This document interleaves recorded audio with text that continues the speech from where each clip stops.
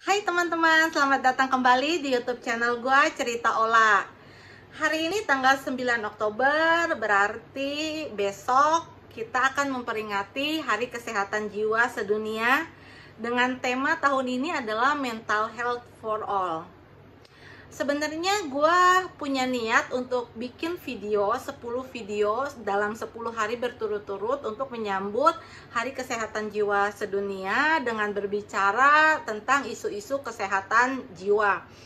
Tapi kemarin gue sempat absen, bolong sekali, karena kemarin gue kebetulan dapat kesempatan menjadi narasumber sebagai penyintas gangguan cemas dan juga panic attack untuk Universitas Jember.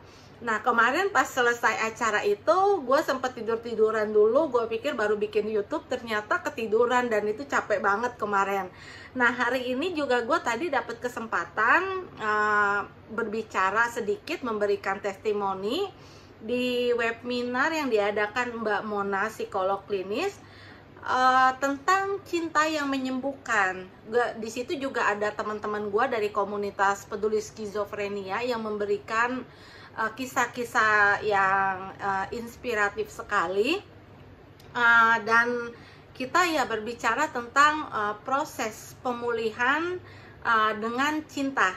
Di kesempatan kali ini gue jadi berpikir untuk berbicara tentang cinta yang menyembuhkan, karena gue sendiri merasakan itu ketika di tahun 2015 gue mengalami episode depresi terparah. Yang gue alami itu saat itu adalah perasaan gue tidak berguna, gue tidak layak untuk hidup, tidak layak untuk dicintai, putus asa, merasa diri hina.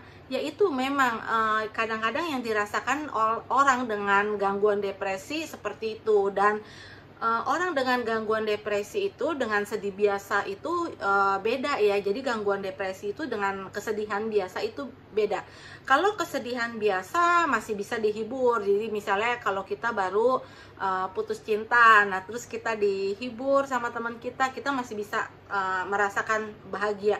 Tapi kalau orang dengan depresi, dengan gangguan depresi yang memang terdiagnosa oleh psikiater ataupun psikolog, ataupun memang jika memang belum pernah ke psikolog atau ke psikiater, memang salah satu ciri-cirinya adalah orang dengan gangguan depresi itu nggak bisa dihibur, akan sulit dihibur. Nah, jadi ketika gue mengalami episode depresi terparah di tahun 2015, ketika gue mengalami perasaan-perasaan negatif itu, gue mengadopsi seekor anjing dari Pejaten Shelter, namanya Joy. Nah, gue pernah bikin video tentang ini sebenarnya.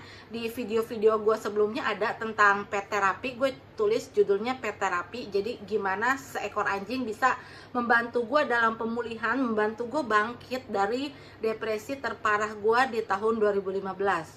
Jadi ketika itu Joy yang gue adopsi, dia itu tiap gue pulang, si Joy itu selalu nyambut gue di depan rumah.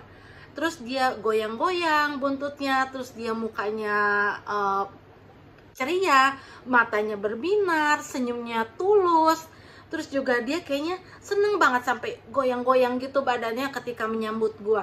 Setiap hari gue merasakan itu, setiap hari Joy menyambut gue, dan gue merasakan ketulusan dia. Gue merasakan cintanya dia yang tidak bersyarat kepada gue. Gue yang merasa tidak layak dicintai, akhirnya gue bisa berpikir bahwa oh ternyata masih ada yang mencintai gue. Ternyata gue masih ada alasan untuk hidup. Karena apa? Ada sesosok makhluk, walaupun itu seekor anjing, yang ternyata tulus mencintai gue. Ternyata gue masih ada yang mencintai dengan tulus. Sebenarnya sih gue tahu anak gue mencintai gue, mama gue mencintai gue. Tapi gangguan jiwa itu memang kadang-kadang kompleks sekali. Nggak ada penyebab tunggal kenapa bisa seseorang mengalami gangguan jiwa. Gue sendiri mengalami trauma masa kecil yang menyebabkan gue itu jadi nggak percaya sama orang. Jadi gue menganggap dunia itu kejam. Gue menganggap bahwa orang nggak bisa gue percaya, karena gue waktu kecil mengalami pengabaian, dicampakkan juga sama bokap gue, terus bokap gue juga pernah mau bunuh gue sama nyokap gue. Nah terus nyokap gue juga ninggalin gue. Sebenarnya bukan ninggalin sih, karena waktu itu nyokap gue nggak mampu bawa gue, jadi gue terpaksa harus dititipkan di kakek gue. Dan gue juga mengalami trauma yang berkepanjangan bertahun-tahun ketika gue masih kecil. Karena ketika kita masih kecil itu, kita itu kan mengandalkan orang dewasa kan. Kita harusnya dilindungi orang dewasa, kita harusnya disayang, tapi itu gue nggak dapet. Jadi gue menganggap dunia ini adalah tempat yang kejam dan mengerikan buat gue, sehingga gue kehilangan kepercayaan kepada siapapun. Sebenarnya dalam kondisi normal gue sadar anak gue itu sayang sama gue, mama gue juga sayang sama gue. Tapi ketika gue mengalami gangguan depresi, ketika gue mengalami episode depresi, itu nggak bisa gue rasakan. Gue berasa sepertinya bersalah sama mereka, terus gue berasa nggak berguna buat mereka, terus gue juga merasa gue tuh menjadi beban buat mereka. Jadi itu hidup kayaknya hampa banget, gelap banget, kayak udah nggak bisa merasakan hal-hal positif. Nah begitu gue mengadopsi Joy, akhirnya pelan-pelan dia itu yang tiap hari nyambut gue, tulus, ketidakpura-puraan, terus cintanya yang gak bersyarat, yang dulu gue gak dapet dari orang-orang waktu masa kecil. Karena gue percaya apa yang kita alami di masa lalu itu bisa ngefek ke kita saat ini. Jadi apa yang kita rasakan, apa yang kita lakukan, perilaku kita itu adalah mungkin efek dari apa yang kita alami di masa lalu kita, di kehidupan kita beberapa tahun yang lalu, atau ketika kita masih kecil. Nah begitu Joy memberikan ketulusannya ke gua, itu gua akhirnya pelan-pelan merasa disembuhkan. Ibaratnya luka ini tiap hari diolesin obat sama si Joy, diolesin obat dengan cintanya si Joy. Jadi itu pelan-pelan akhirnya gue ngerasa ya udah, gue bisa hidup lagi, bangkit lagi gitu kan. Nah disitulah gue jadi bisa pulih, bisa bangkit di episode depresi terparah gue di tahun 2015 itu. Dan sejak saat itu gue tidak pernah mengalami kekambuhan depresi yang dalam. Mungkin gejala-gejala depresi sempat nongol. Gue pernah ke psikiater, dan psikiater gue juga bilang di tahun 2017 itu gue mengalami gejala depresi, tapi gue tidak tenggelam, gue berhasil bangkit lagi. Jadi begitu mau tenggelam, gue naik lagi, gue bisa bangkit lagi, gue bisa pulih lagi cepat dengan pulihnya. Karena apa? Mungkin ya itu, gue karena udah membuka diri kepada Joy, gue bisa merasakan dicintai, gue bisa merasakan hidup gue berharga buat makhluk lain seperti Joy ataupun keluarga gue ataupun orang lain. Nah gue ketika melakukan sesi musik terapi dengan terapis gue menceritakan tentang ini, dan dia memberi pemahaman yang cukup menarik buat gue. Menurut terapis gue, kenapa gue bisa merasakan cinta dari seekor anjing kampung? Sebenarnya menurut dia, sebenarnya bukannya anjingnya yang menyembuhkan gua, sebenarnya bukan si Joy yang langsung menyembuhkan gua gitu. Tapi menurut terapis itu, gua ini mengalami masa kecil yang sulit, sehingga gua nggak percaya sama orang, gua menganggap dunia ini kejam. Tapi begitu gua melihat Joy dengan dia tulus, karena gue merasa dia tulus, gue bisa percaya sama dia. Terus gue juga ngelihat dia tidak ada kepura-puraan, cintanya nggak bersyarat.